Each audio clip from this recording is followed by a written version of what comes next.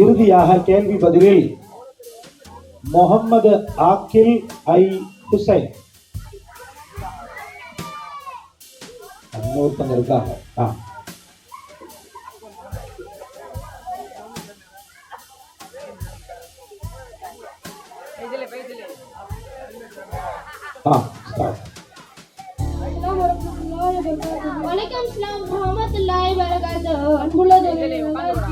அல்ஹம்துலில்லாஹ், அல்லாஹ்வின் கிருபையால் நல்லா இருக்கிறேன். நீங்கள் எப்படி இருக்கிறீர்கள்? அல்ஹம்துலில்லாஹ், அல்லாஹ் நாடினால் நன்றாக உள்ளேன்.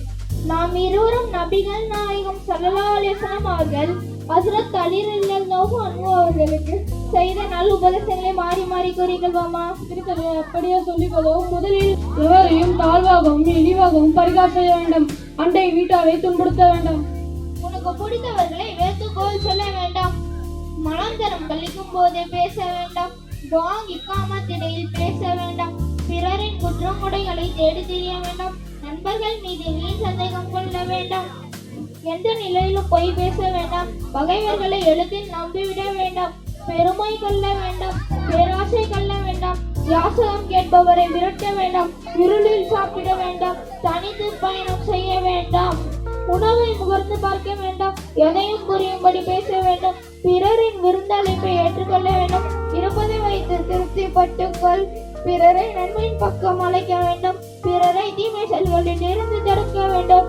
உறவை பேணி நடக்க வேண்டும். பிறர் உனக்கு தீங்கு செய்தாலும் அவர்களுக்கு நன்மையே செய்ய வேண்டும். தினமும் 100 முறை அல்லாஹ்விடம் மன்னிப்பு தேட வேண்டும்.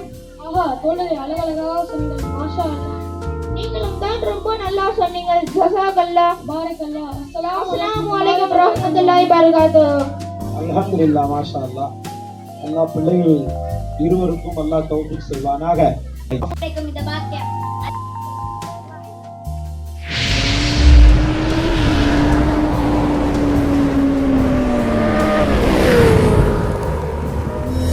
வீடியோ பிடிச்சிருந்தா மறக்காம லைக் பண்ணுங்க, ஷேர் பண்ணுங்க, கமெண்ட் பண்ணுங்க, மறக்காம பெல் பட்டனை கிளிக் பண்ணுங்க. பாய்.